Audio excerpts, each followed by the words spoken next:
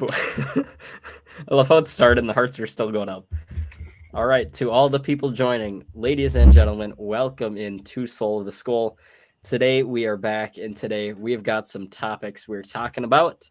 We got 4 guys on, and Matt is not on today. So Matt's been on consistently since like the beginning of football season. This, other than post-game shows, but not all of us have been on post-game shows, this honestly might be the first episode, like weekly episode missed, unless I'm missing one. I feel like he's been on like every time. Because Big Lou's been on almost every single one.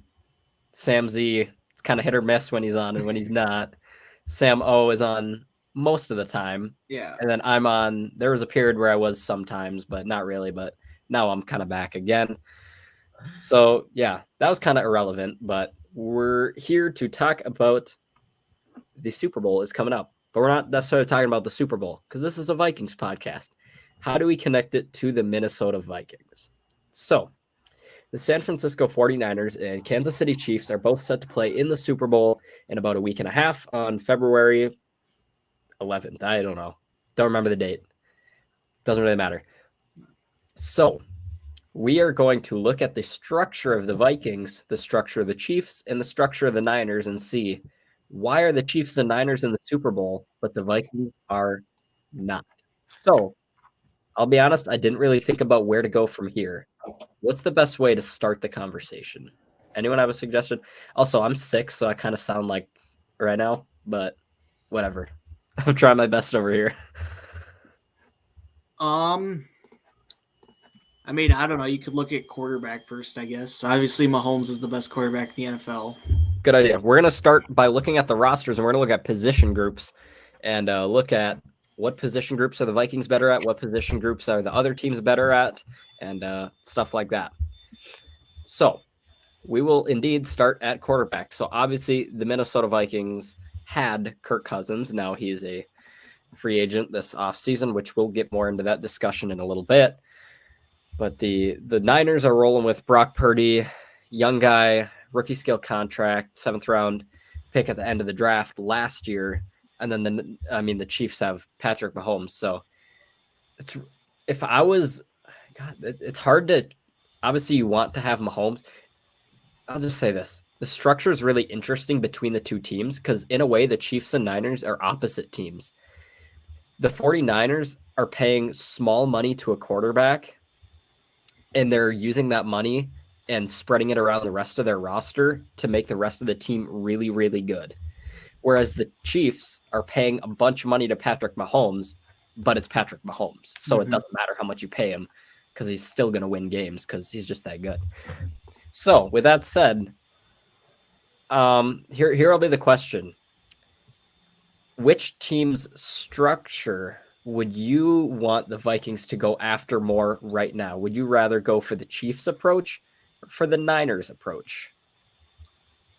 I'm going to have to say Niners approach just because, the Niners really, they have a super team and they did it for really cheap.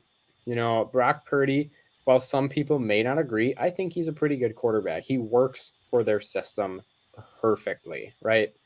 And so because I don't have to pay him, the big bucks because he's not an elite quarterback, they can spread the money around to other stars like Fred Warner, Nick Bosa, Christian McCaffrey, Deebo Samuel, Brandon Ayuk, George Kittle.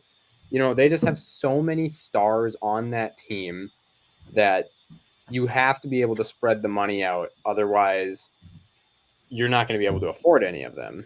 But because they were able to sign all of them early in their careers, when maybe they were a nobody, so to speak, I think that really helped them to be able to spread that money out. And so, yeah, I think the Vikings really should take that approach because, in my opinion, the Niners have the better team.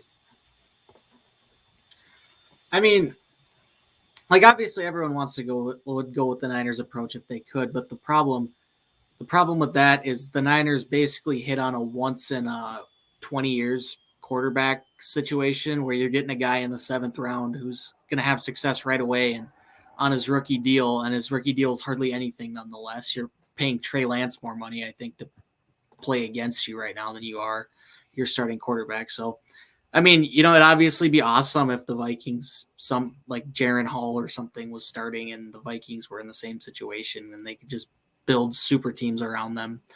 And, that's something that you want to do, obviously. But I think the Chiefs' approach is more logical because if you do have the best quarterback in the NFL, I mean, Mahomes just straight up wins, especially in the playoffs. And it'd be tough.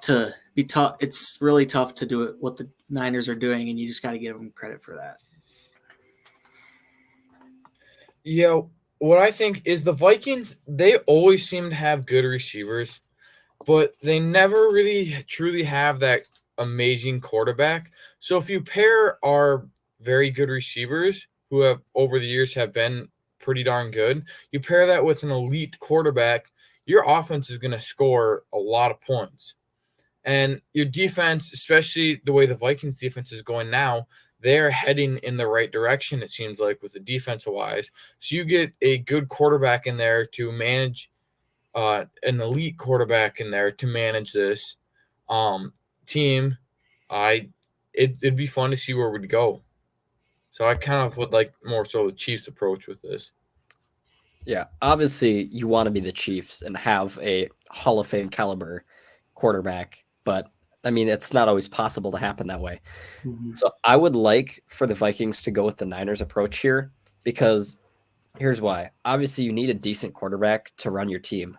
And I am in no way saying Brock Purdy is bad because he's not bad, but he's also, in my opinion, he's a good quarterback, almost great, but he's not MVP level yet, like some people put him at. How do I say this? I'd have to, maybe if he wins the Super Bowl, then I would potentially consider putting him up there. But I would need to see how he suffers more through adversity because the 49ers haven't really had that at all. So I would need to see him more as a player rather than the team to differentiate him from the rest of the team. But, I mean, I would like to go with the Niners approach, go with the cheap quarterback.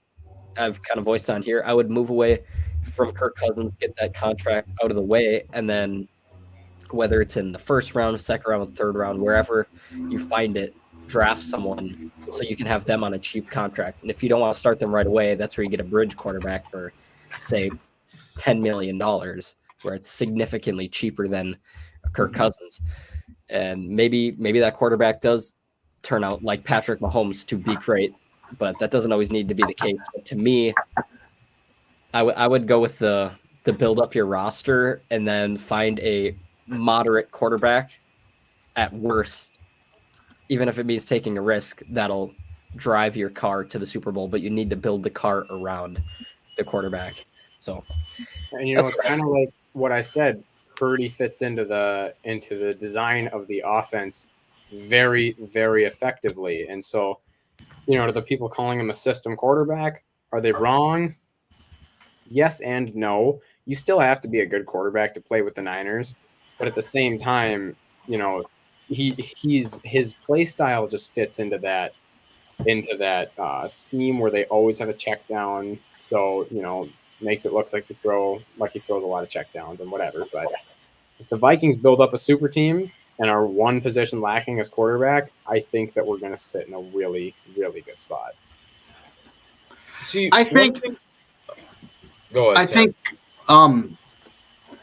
think something that can be taken away from both of these situations is having big time contributions from guys on their rookie deals.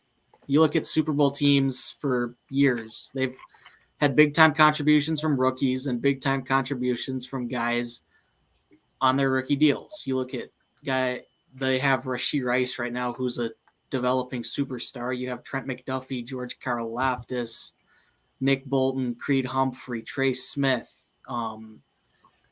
even Isaiah Pacheco, obviously. I mean, all these dudes are playing on their rookie deals right now, and that's one way to be effective with your cap space is have guys on their rookie deals. And obviously, I don't think all those guys are going to be staying in Kansas City for 8-9 years, but right now they're playing well. And you look at Super Bowl teams in the past that have won it or even been there or made a deep run to the playoffs. They have big time contributions from rookies because they're not getting paid a lot. And they're contributing. And then when they want to get paid, you have an option, kind of like the Vikings have with Jefferson right now. where you pay him or you let him walk. Now I think the Vikings are going to pay Jefferson, but that's a completely different topic. One thing too is that with the Vikings here, like you see how 49ers kind of have like put Purdy in a situation where he fits well with the team. The Vikings are kind of built in where they need a Kirk Cousins like player in their current team. Now, can they switch their game plan up? Absolutely. They have the weapons and tools to do it. But currently, the Vikings kind of need someone like Kirk Cousins at the helm. Because it seems the Vikings are a fairly young team, and it seems like, at least in my opinion, we should keep Kirk Cousins around for another year or two while we have another quarterback sit behind him and learn from him. Like I know we mentioned this last week, like what the Packers did with whoever the heck is their quarterback. Jordan Love. Something like that. And, I feel like the Vikings would be in a very good spot if they did that. So I agree with Big Lou, but in a way I also disagree, because here's the thing. The Packers are about to put themselves in a hole in a way, I think. They sat Jordan Love for 2 years, and now he's already due for a payday pretty much because they sat him for so long, which could work out nice because maybe that means he's going to be a better player. But for me, I'm not opposed to the idea of drafting a quarterback and letting him sit for a year. But for me, if it's longer than a year, then you're almost defeating the purpose of drafting someone, because you're drafting him for the cheap contract to build the rest of your team. So yeah, maybe the Packers ultimately did make a great choice, and maybe he will become the next Brett Favre or Aaron Rodgers. I mean, too early now to say that, but there's a chance that happens. So the approach they took makes sense, but I still think that is something that could potentially come up. Is he is already I think this offseason he'll be eligible for an extension, because that was his 3rd season. So we'll see if Packers might not be willing to give it out quite yet, but he could be already due for a big payday. And yeah, he's only been in the league. Well, I should say he's only been playing for 1 season now. So you do have to keep that in mind. I mean, I think also though, when the Packers decided to draft Jordan Love, I didn't think they'd think Rodgers would stick around for as long as I think Rodgers stuck around longer in Green Bay than almost anyone thought. I mean, there was rumors. Remember there was a whole thing coming out about how Rodgers in like 2021 how Rodgers was like so pissed with the organization and all this. And I thought like around that time he was going to be gone, and he ended up sticking around for 2 more seasons. So I think they intended to sit Jordan Love a little shorter than they actually did. That's a fair point. Also, this is kind of unrelated to what we just talked about, and it kind of goes back to earlier, but look at how good the 49ers front office is. They traded, I think, 3 first-round picks to get Trey Lance. It blew up in their face, and yet they still didn't become a bad team after that. Maybe they had 1 bad year.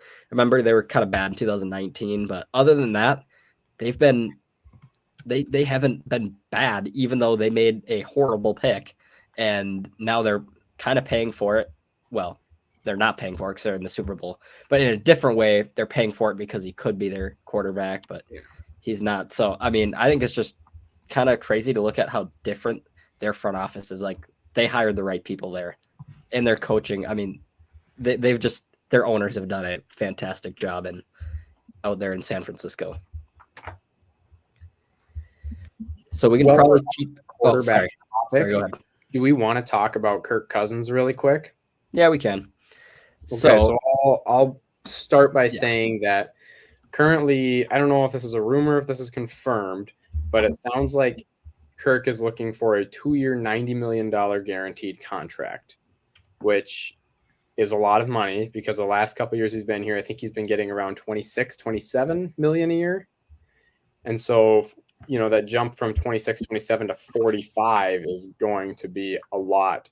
So I'm just curious what you all think about that. So I will start it before my opinion. I will say that was reported by Charlie Walters of the Pioneer Press. So when people like that report things, it could be truthful, but potentially what happened is whoever Kirk's agent is, they reached out to him and told him to publish that so that teams are looking at that, because I bet they want Kirk to hit the open market because he'll make the most money doing that. So I'm not saying that's a false report at all, but more than likely that doesn't come from the team. That's coming from Kirk's agent, and Kirk's agent is trying to stir the drink around a bit. He's trying to set the market. And obviously, like, if your team's not in the Super Bowl, if your team's like not in the playoffs, these are the kind that we're kind of in that point of the season where everything's kind of speculation, everything's kind of a smokescreen. So just take it with a grain of salt. It could be way less than that. It could be more than that. Who knows? But so ultimately, I'll just start with me. I'm out on that. I can't do that. Especially, by the way, I think it's 2 years, 90 fully guaranteed. Yeah. I don't know if I can even fully guarantee 2 years, no matter the terms. I might be able to, but it's a tough choice. You have to think about that.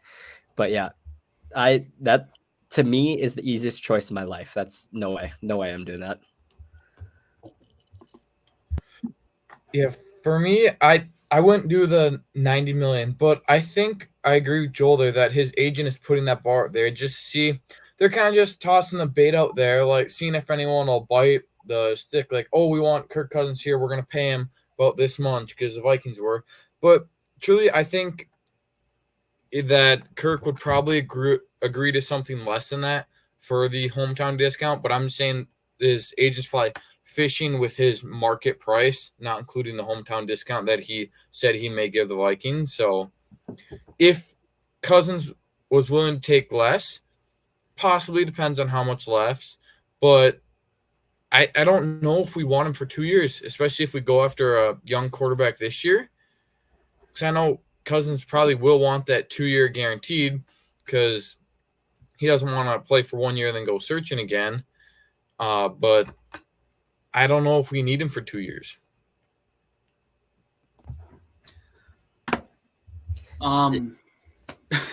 So shockingly, I'm going to disagree with both of them. I think, obviously, I love Kirk Cousins. He's my favorite Viking of all time, pretty much. And when I look at Kirk, while this is a little much, and this is probably the absolute max I would pay him, the 90 million that equals out to about 40. Well, it equals out to $45 million a year, and you have to look at 45 million. And yes, it's a lot, but only a certain amount of that's going to go on the Vikings cap hit. Part of it's going to be a signing bonus, and part of it's going to be other little like workout incentives, types like that. So with it being fully guaranteed, it's going to be the Vikings are going to convert a lot of it into a signing bonus. Probably it's going to take up cap space, obviously. But right now, and with how this quarterback free agent market is looking, I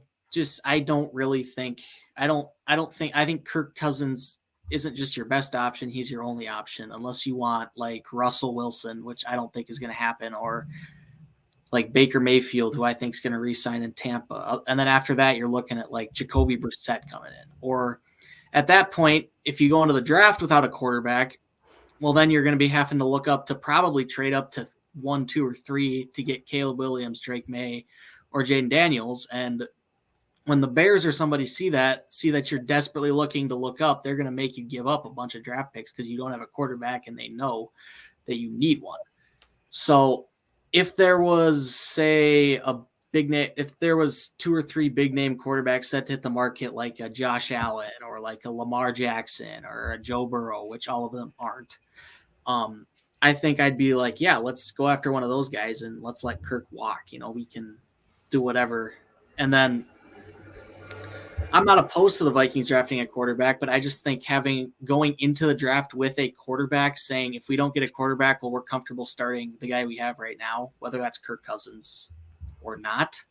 I think that's a big thing to look at. And I think while 90 million is a lot, Kirk was playing the best ball of his career before he got hurt.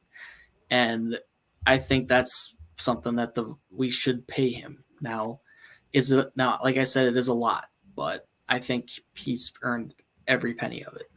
Sam, you just made a wonderful point. I think talking about them going into the draft without a quarterback, for me, that's the nightmare situation. Because like you just said, that leaves you so vulnerable because everyone knows you're desperate. So they're not going to sell to you unless you absolutely blow them away. So they could fleece you so hard. Also, I did Google our signing bonuses against the cap. They are prorated against the cap. So that means that it's spread out over the duration of the contract. So for example, if they sign a $16 million signing bonus and it's a 4-year contract, it's $4 million a year against the cap. So it's pretty much just spread out amongst each year. I will also say Kirk Cousins does have $28 million of dead cap on this year's, on his current contract. And if he signs an extension before March 13th, then it would just get pushed to after that contract. So you do have to keep in mind that no matter how long you sign him for, he is in theory still have a whole year of quarterback salary against the cap, even after he's done. So you do have to keep that in mind. I'm just saying. That's a point I forgot about, but that's also a big thing. You extend him, you're getting rid of that dead cap for now. And same thing with Daniil. Daniil has a relatively large dead cap. I don't remember the exact number, but I think that's some of why I'm against for sure 2 years fully guaranteed, but I just don't even know if I like the idea of 2 years, because then you're paying 3-year quarterback money to a player who's only going to be there for 2 years, and you don't really have a young person, at least as of now, to succeed him. I'll look up the Daniil Hunter contract though, and I have over the cap up right here. I can just wonderful. I was looking at contracts before I got on. So. Daniil's dead cap number for 2024 is 14 million.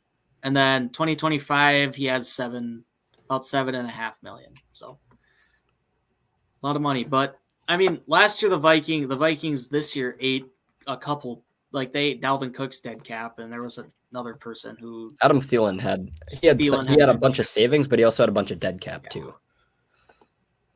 And I'm sure like Eric Hendricks had some, probably not a whole lot, but yeah, there were some guys. Yeah. So that's that. So I love how this conversation went from why are the Vikings different from the Niners and Chiefs to a complete quarterback informational session. But I mean, and yeah, that's what us and any listeners and any Vikings fan in general is going to be hearing over the next so what's most relevant kind month of and a half, 2 months, going to be the quarterback situation, because this is the first time really since 2017 that the Vikings have had a situation where you don't know who your starting quarterback is going to be week 1. But yeah, I mean, I guess we can kind of go back into this unless anyone else has any last thoughts on that. I was gonna say we can. I mean, look around at like the rest of the roster structure, like that running backs. I mean, the Vikings first off, they lack running backs, but they lack a running game. They have no running game. Here's the thing. San Francisco 49ers have Christian McCaffrey, who is a crazy player. He is insane. But the Kansas City Chiefs don't have an elite running back. They have Isaiah Pacheco, who's a good player, but he's not like blow you away top 5 running back in the NFL. Even still, they ran the ball, not including Patrick Mahomes, they ran the ball 26 times against the Ravens. So I think it's schematic issues for the Vikings. Personnel is a problem, but schematic issues also are a problem as well.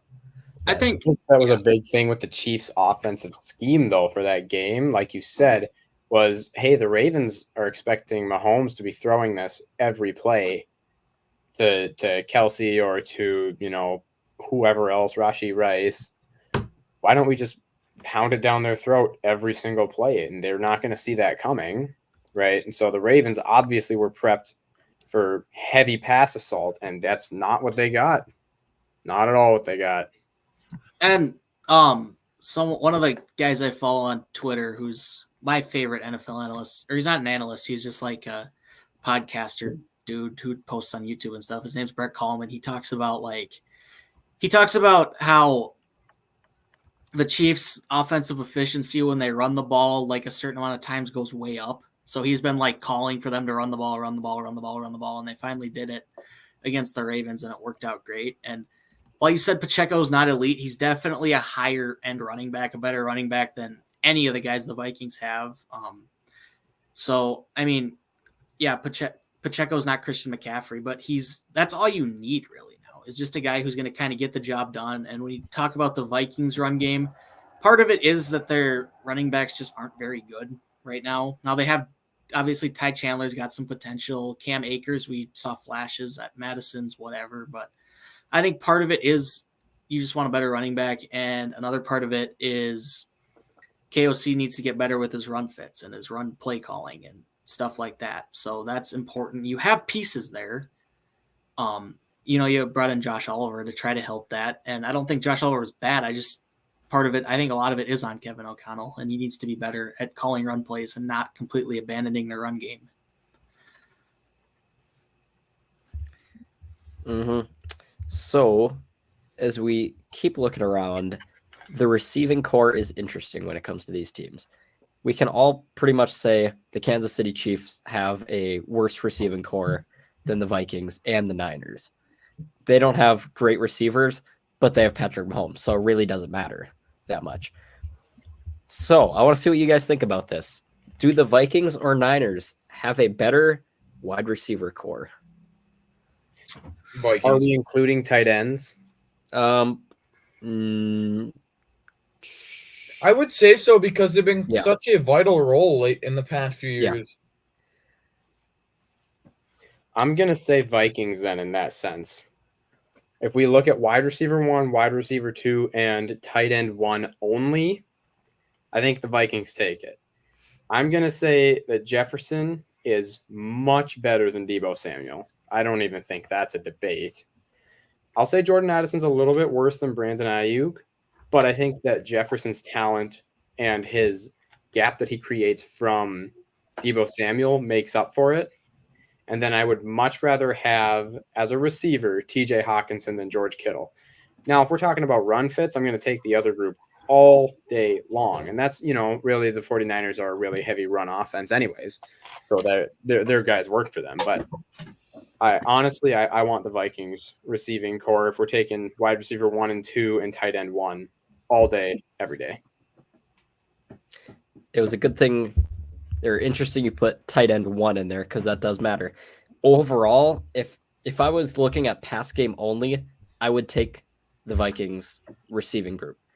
But if you factor pass game, run game, all of the above, honestly, I would take the 49ers, and here's why. Justin Jefferson is potentially the greatest wide receiver in the NFL. He's the greatest straight up wide receiver in the NFL. But Deebo is more schemable. How do I say that in a way that makes more sense? I mean, that kind of does, but I'm going to say that you can do more with Deebo Samuel than you can with Justin Jefferson. Yeah, that's true. Deebo's kind of more of like an Adam Thielen. I wouldn't even say that. I would say Deebo is more like a Swiss Army knife, the same as, Kyle Juszczyk or Christian McCaffrey are. They just have a lot of those guys on their team that can play multiple positions. They have a receiver that can be a starting running back. They have a running back that can be a starting receiver. They have a fullback that can be a starting tight end. They just have so many guys that can flip their position. So if you take in, all wide receivers, all tight ends, all running backs, all fullbacks, everything like that, the 49ers blow the Vikings away. If you're looking at a game as a whole, the 49ers blow the Vikings away. Now, if you're looking at just the pass game, well, now the Vikings are going to take that because now you're also factoring in Brock Purdy and Kirk Cousins. Well, of course, you're going to take Kirk over Purdy in this situation, right? And so really it just depends on what you're planning on doing. If you're planning on throwing the ball 60 times in a game, well, you're probably going to want the Vikings because they have better deep routes, they have better short routes, whatever. But if you look at the Niners, well, okay, now let's run the ball, pass the ball, split it 50-50. We're going to cook everyone. Yeah, I think with the Niners, it's just they have their identity. They know what they want to do, and they do it very well. And part of that's Kyle Shanahan's system, which is my favorite offensive scheme in football, period. But I think Sam made a great point about your matchup nightmares. I mean, most teams hope to have one. The 49ers have 2, maybe 3, if you look at Kyle Juszczyk and what he can do. But, the Vikings have pretty much 1 with Jefferson, and that's, obviously a big one. But when you have the opportunity to get Debo on a linebacker and you can run a route against him, well, Debo's going to win that every time. And when you look at McCaffrey, same thing against a linebacker, you can't really cover him like that. So it's just so tough because the Vikings have an offensive, like, you know what the Vikings kind of want to do, and with the Niners, they know what they want to do. Their philosophy reminds me a little bit of Michigan. Like, Michigan knows, with watching a lot of them, they know what they want to do. They do it well, and it's the same thing with the 49ers. They know what they want to do, and they do it so well, and that's the reason they've been so successful with Kyle Shanahan. I'm also going to add on to that, Sam, that Michigan and the 49ers run very similar offenses. I think that their scheme is really, it's run, play action, run, play action. And it works every single time. It's almost painful to watch it, because every team fails. Every team fails. That's why the Niners have such a great record. That's why Michigan won the national championship. And I actually think we're going to see quite a bit of that with the Chargers next year as well. Oh, yeah. And so yes. this run, play action, it's so simple, but it's so effective because they have those players that can play multiple positions. They have their Swiss Army knives. They have malleable players. And so because they have that, the 49ers are really – they're an elite team, and I think they will be for the next, 5, 6, 7 years. Yeah. I mean, as long as those players stay young isn't even the word, but as long as they stay competent, they'll be a good team for a while. But I mean, some of them I've been saying Christian McCaffrey is going to be washed for like 3 years now, and he still isn't. So everyone does. He falls off he fell off in fantasy a little bit. Or was that a few years ago? I don't pay that much attention to fantasy, but it was a few years ago. Yeah, it was a few years ago. He fell off, and then all of a sudden he gets traded to the Niners, and it's just an explosion. And it's been like that ever since. And the reason the Niners don't lose a lot of games is because they do have that identity, and they don't necessarily rely on their quarterback to make plays for them. Now the Vikings do that a little bit. It's the same thing. I mean, going back, it's very similar to Michigan. Michigan doesn't lose a lot of games because they're not quarterback reliant. They have other dudes that can make plays. So on a night when your quarterback doesn't show up, well, you can still find a way to win a game. I saw that with JJ McCarthy a few times in his career where he was not playing well, and Michigan still found a way to win. Well, because you can run the ball and you play bully football, and the 49ers do the same thing. Yeah. So looking at, we'll keep moving on after this, but if you look at tight end as a whole, I would take the San Francisco, because George Kittle's actually one of the best run blocking tight ends in the NFL, as well as being a really good pass catcher. Whereas TJ Hawkinson, not super great in the run game. I mean, he's fine, but he's not great. I was just going to say the Vikings have 2 players at tight end, one for run blocking, one for pass blocking. And the Niners have 1 player doing both jobs. I would take the Niners for sure, looking at it that way. Yeah. I can get behind that. Definitely. And I don't know, like, just when you look at TJ, I've always noticed this. When you look at TJ Hawkinson in a 3-point stance on the line of scrimmage, he just looks like so weird. And I think that's like you can just tell he's not a good run blocker. Like, if you watch his 3-point stance, it's kind of painful, honestly. And obviously he's one of the best tight ends in the league, so he gets away with it. But yeah, the Vikings do have 2 players doing one, and I think I would take George Kittle just because of that. Okay, so then, sorry, Sam, were you going to say something? So I looked up height and weight for George Kittle and TJ Hawkinson. So I feel like when we're watching, Kittle looks big and Hawkinson looks small. Do you guys agree? Yeah. Yeah. So TJ Hawkinson is 6'5" and 247 pounds, and George Kittle is 6'4" and 250 pounds. So they are almost the same build. The problem is that TJ Hawkinson doesn't have that angry craziness in him that George Kittle has, that we see every time he's mic'd up, where he's screaming and yelling and he's talking and whatever every single play. Every play. So, George Kittle, he's just a different kind of player that you will not see again ever in history, in my opinion. And I mean, that's just kind of, that's always how he's been. Obviously, he came from, both Hockenson and Kittle came from Iowa, but, that's kind of Iowa football. You just grind it out, get gritty, and that's what Kittle's been doing. Now, TJ Hockenson is by no means small. I had the chance to meet him at a golf event at the 3M Open when I went, and he was easily a head taller than me, and I noticed that right away. So he's not small by any means, but he is more of a pass catcher, and that's for sure, and he does it really well. So that's why he gets his money. George Kittle gets his money for doing both. And George Kittle's a very selfless dude too. And that's another thing about the Niners. One of the non-sports podcasts I listened to is Theo Vaughn, and he had George Kittle on for an episode, and how funny it was. He talked about how the 49ers basically, they don't care who gets the credit. They don't care who gets credited for if they win. They're just a team first team, and that's part of the reason why they're so good is they don't care who scores a touchdown. Mm-hmm. So the one and only position group I think the Vikings might be better in is the offensive line. I mean, potentially the Vikings have, if they're firing on all cylinders, actually one of the best offensive lines in the NFL. I agree. I mean, Trent Williams, how old is he now? He's getting up there. He's he's still a good player, but he's been around a long time now. I know. So, I guess that's 35.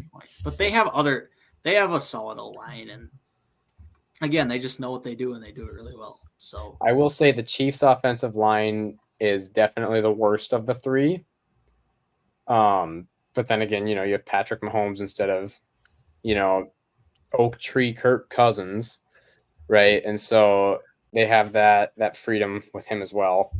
But the Niners' offensive line is really good, and the Vikings' offensive line. What we did a lot this year is the naked bootlegs. When the quarterback rolls out and they leave a defensive end free so that they can block extra guys, and the quarterback just has to get around that defensive end. That's a tough one when you don't have a mobile quarterback unless you run it really well, which the Vikings did in previous years. This year, not so much. But I've noticed the Niners don't really do that at all. They do bootlegs, but they don't do naked bootlegs. So, that offensive line, normally, I will say the Niners will have 6 or even 7 guys blocking for Purdy. Normally one of those guys is Juszczyk. Sometimes McCaffrey, sometimes Kittle, whatever. And the Vikings, they like to do 5. Really like to do 5. They like to get a lot of guys downfield. And so, it's just very different offenses. It's really hard to compare. Mm-hmm.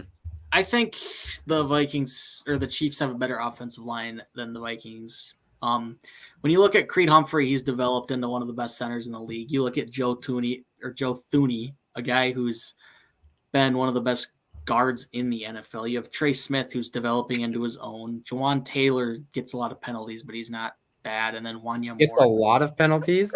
He leads the NFL in penalties, Sam. He not only gets a lot, he leads the NFL in penalties. I know. That's way too many. I don't care how good you are if you lead the NFL in penalties. Cut. Gone. How would you feel if Christian Darrisaw led the NFL in penalties? Cut. Get him out of there. But I think when you look on that inside, you have Creed Humphrey, you have Trey Smith, you have Joe Thuney, and those 3 are phenomenal. And yeah, while they could probably look for a tackle in the draft,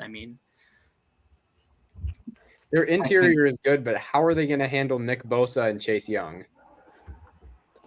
Well, you got to get, I don't know, they're going to put a 10 handle those 2 plus Eric Armstead plus Javon Kinlaw plus Fred Warner. You can't handle all that with that offensive line. There's no way. There's no way the Niners don't get at least 2 or 3 sacks this game in the Super Bowl.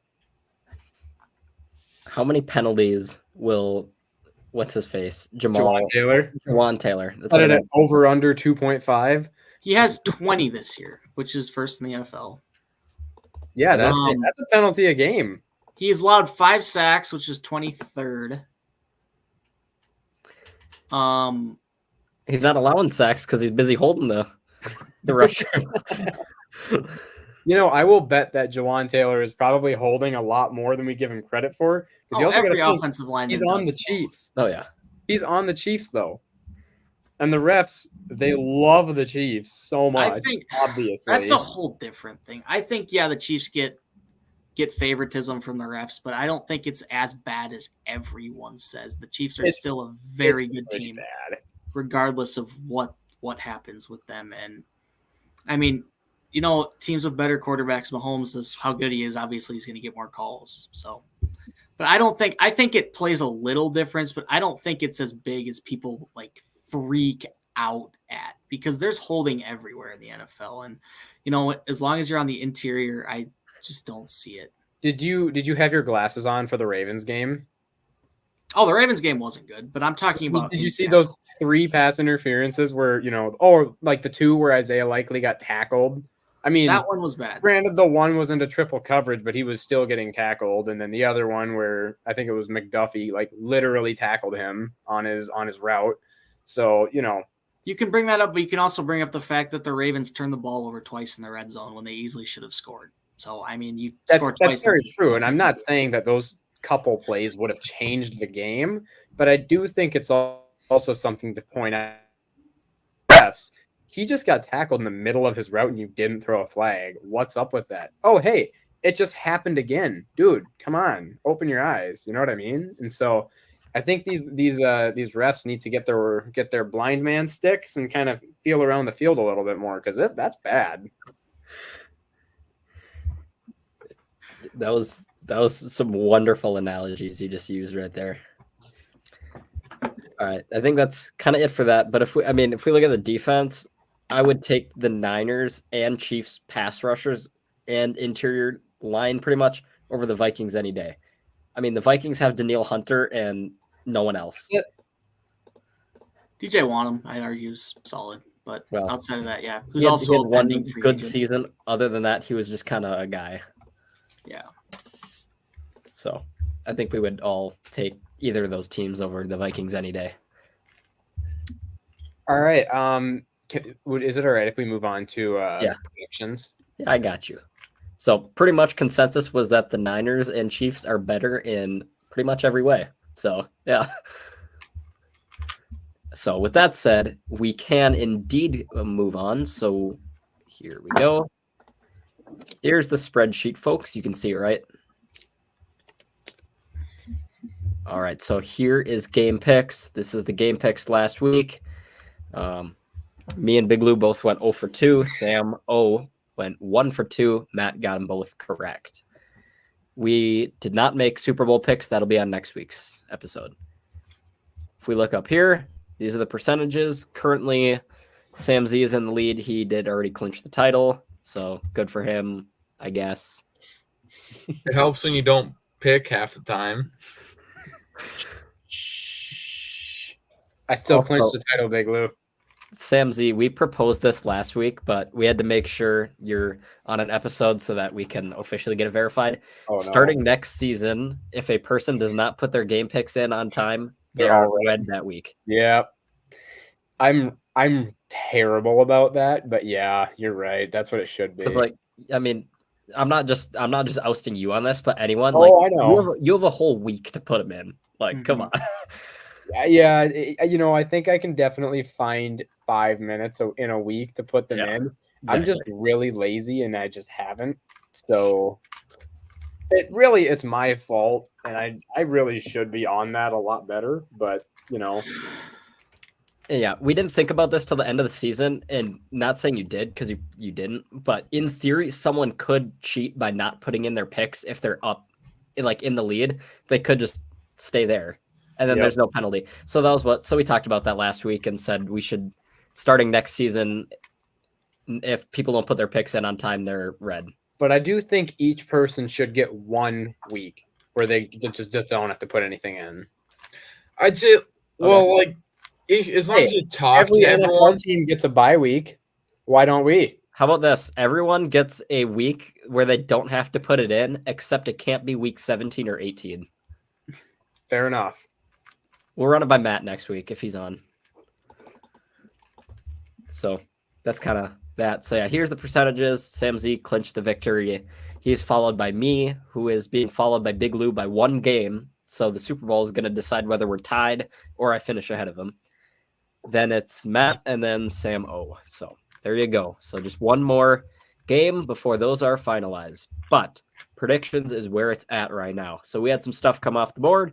I said Dan Campbell would be emotional while addressing the media. Looking back, that was actually kind of a layup now. So it's kind of obvious. I was thinking more if they won, is he going to be? But they lost. So it was kind of automatic he would.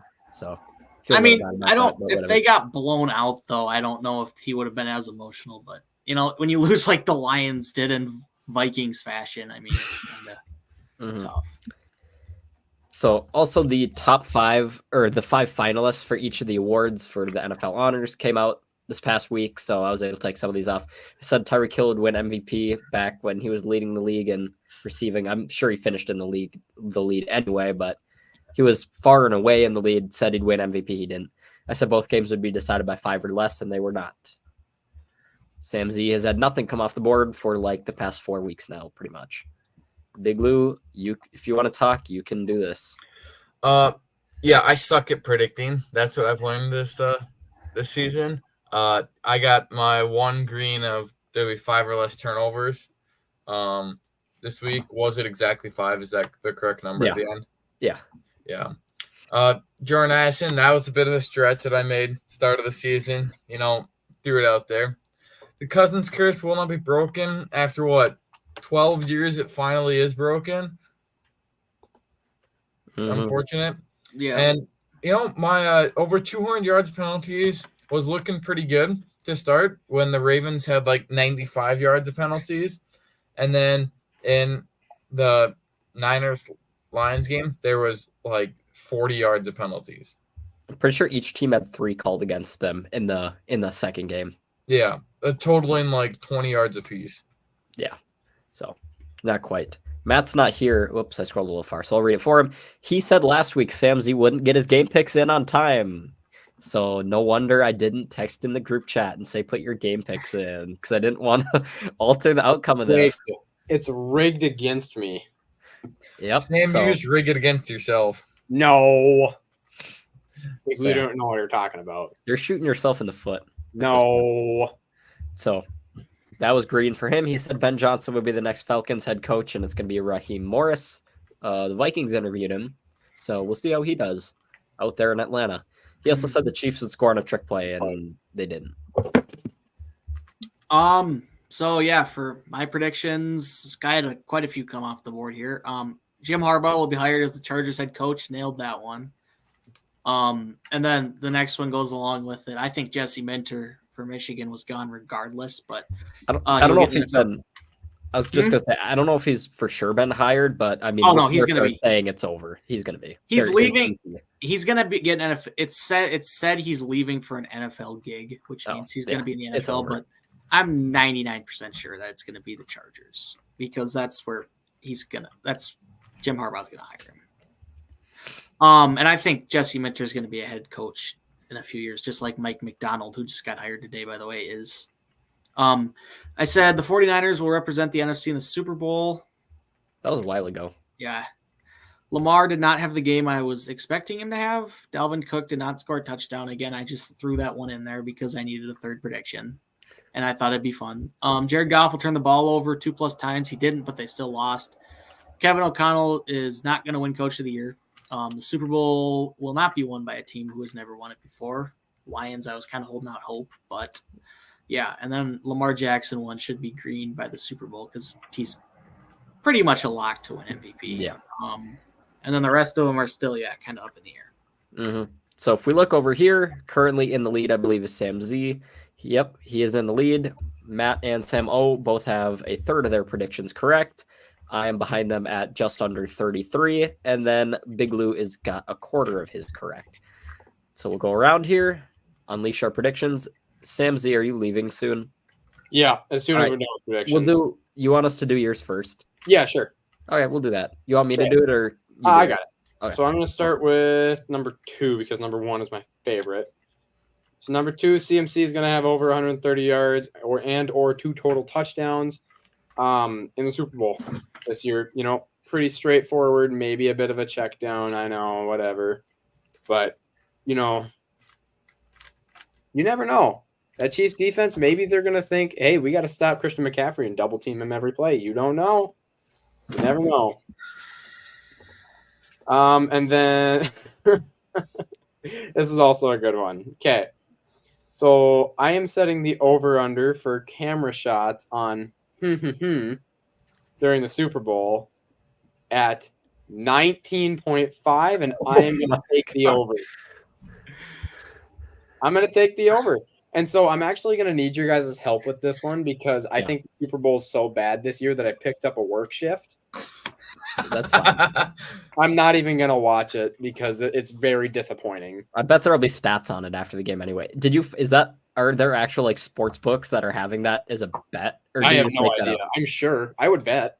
I bet there will be. Well, there's going to be some sort of Okay. Sam, are you including post game? You know what? Yes, and I'm actually going to up it. Because if the Chiefs win, it's going to be a heck of a lot more than 20. I'll say Good point. Including post game, I'll say 26.5, and I'm still going to take the over. Right, I have a pitch. I have like a pitch counter for baseball, and it's like a clicker thing. And like you click it, and it goes like 1 and then 2. I will have that out. Do that for me. I'll have that out during the Super Bowl, and I will. Let's go. What is it during the game or total? Plus post game. So Okay. In game and post game, not pre game. Not pre-game? Not pre game. Because these days the Super Bowl pregame runs from like 1 in the afternoon, all the way up until 5 o'clock. Is insane. I watch it every year. I love the Super Bowl regardless of who's. I was gonna say who turns on their TV at 2 o'clock though and says we're gonna watch a or a pregame show for a game that doesn't start for 3.5 hours. But like I don't know. Yeah, the Super Bowl for me, it's just pretty much my favorite like single sporting game of the year.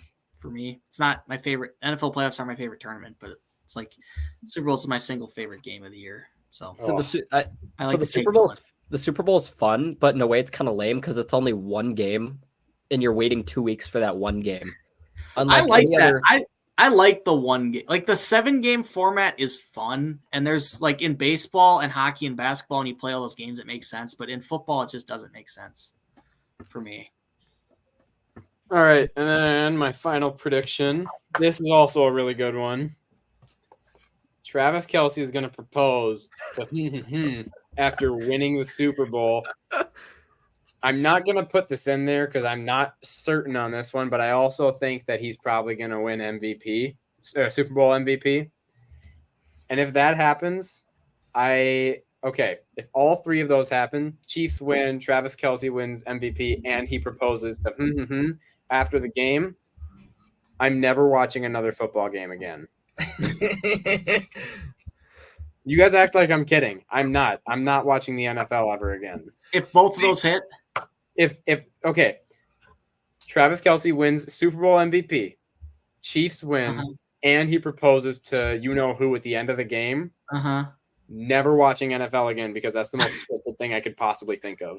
I gotta say, I don't think the NFL would allow that to happen because of the amount of backlash they'd get at. Oh no, they'd allow it. They would 100%.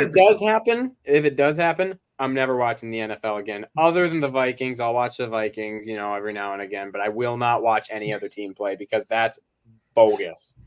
Imagine if the Chiefs lose the Super Bowl and he still does it to get the attention back on Casey's side. To your credit, though, he would too. He'd be sitting there bawling his eyes out and then pop the question. They've only been dating for 4 months. I was going to say they're celebrities. Officially, I guess maybe under the radar it could have been like longer, but yeah, they're celebrities. They're quick time to propose, but if they're celebrities, Sam, they don't care. They'll be divorced within 5 years, anyways. Yeah. Could you imagine that? They'll probably be divorced in 2 years. The next song I would listen to by her is her breakup song with Travis. Yep. I would listen to that. So the first time she was at one of Travis's games was September 24th.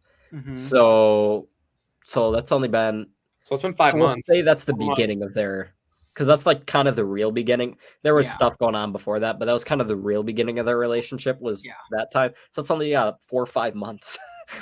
Well, It's you enough never time know to what's going celeb. on behind the scenes with that.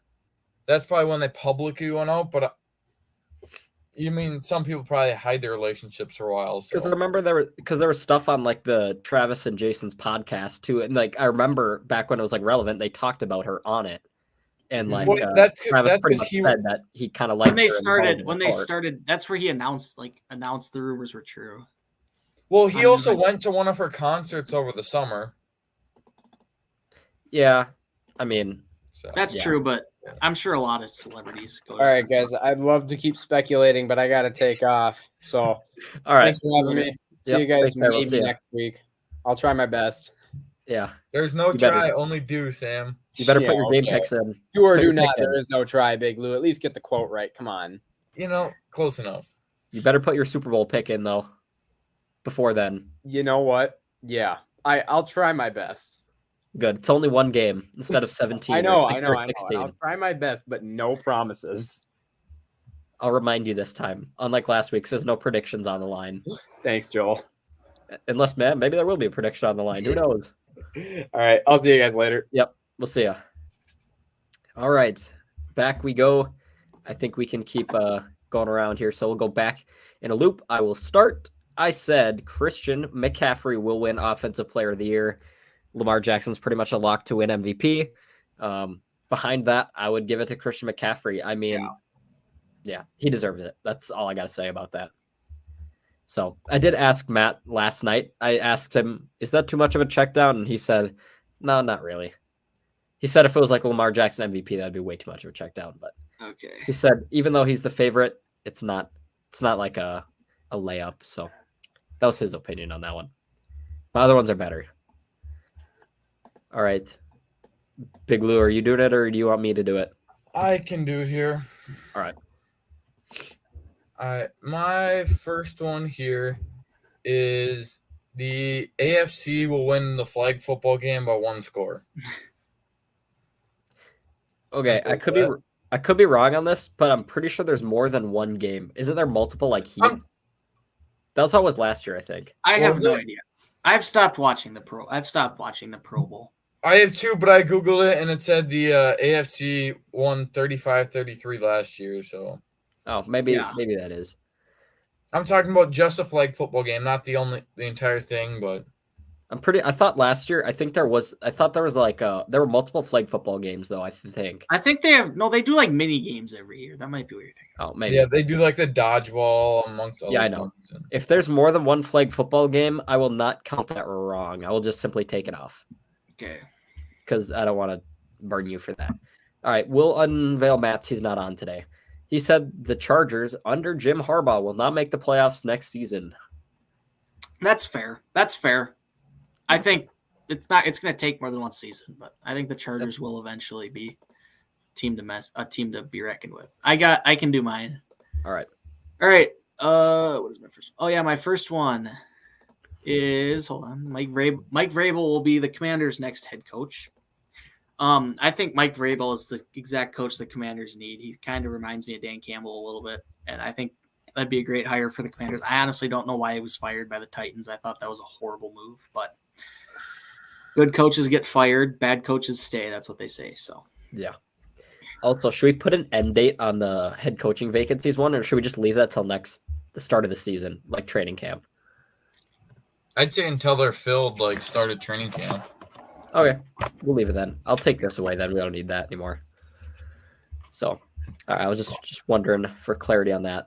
Also, so my second prediction was TJ Hawk will not play next season until week 5 or after.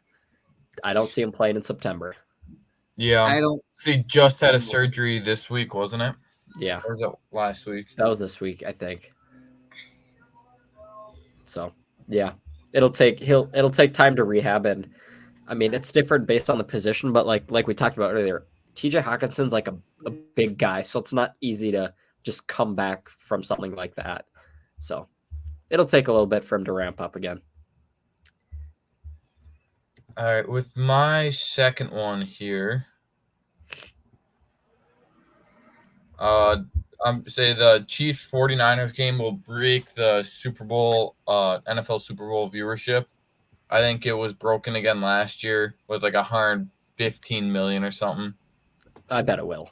Yeah. I think it will, It's- especially with said especially person with the being there. unnamed celebrity there. Yeah. So. Oh yeah. All right. He says Tony Romo will say, I don't know, Jim, during the Super Bowl. That's an amazing prediction. That is yeah. That's an amazing. I think it's kind of a check down, but I think that might be the best, like, just random prediction that's ever happened on here before. I don't know if we've ever had an announcer saying something prediction before. So love the creativity here. I love that. All right. My next one, the Vikings will not draft a quarterback with their first round pick. So when I mean there, I mean the pick they have right now, which is at pick 11. I do not think they will draft a quarterback with that pick. Can I take it and just change it to saying the 11th pick? Would that might just make it easier on everyone? It's still, the only thing with that is it's still their pick. So if they trade up or trade down, like we'll just say, do you want to say the 11th pick of the NFL draft will not draft a quarterback? Well, I want it to be the first pick. So, like, if the Vikings don't draft a quarterback with the pick they have right now and take someone else, that's what I'm saying. I'm not because then, like, I'm gonna say, but I'm not saying the Vikings won't trade back into the first round or something to go grab a quarterback.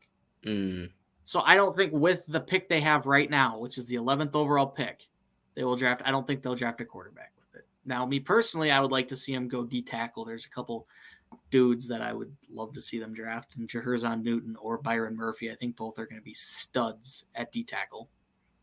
So if they draft a quarterback, but it's not the 11th pick, so say the 4th pick or the if they trade up, pick. If they trade up with the 11th, so like if they trade their 11th pick in the deal, which they will if they trade up to like 4, then the pick's wrong.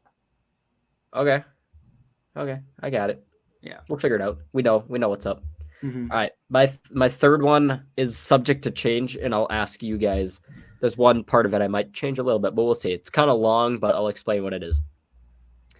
I said exactly 3 quarterbacks will be taken in the top 10, but not more than 5 in the first round. So cumulatively, there will not be more than 5 in the first round, but there will be 3 in the top 10, exactly 3.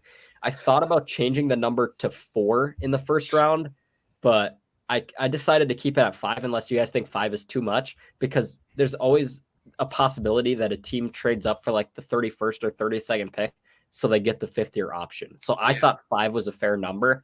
Unless you want me to change it to 4, I'll do that. Also, I think 5's fair. There's quite a bit of talent. So when you look at, right now the 3 in the top 10 are going to be May, Daniels, and Caleb Williams. Yeah, and then Penix and McCarthy are both toss-ups. They don't know their draft position. So is Bo Nix. So yeah, that's 3 dudes that you don't really know. They could go. I mean, I've seen people project Bo Nix as a day 3 pick. So yeah. I'll leave it. I think this should be fine. I just didn't know if 5 was a lot, but it is a quarterback deep class. And again, teams like the 5th-year option. So that's kind of why a team would opt to do that. All right.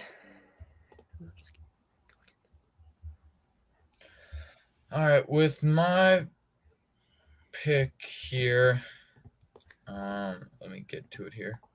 The 49ers will have 1.5 times 1.5 times more penalties than the Chiefs. Okay. I should change it to yardage. Oh, okay. Yeah, good. Because I was about to ask about that. All right. Sounds good. We'll see how many Juwan Taylor's racking up for the Chiefs, though. That could factor into this.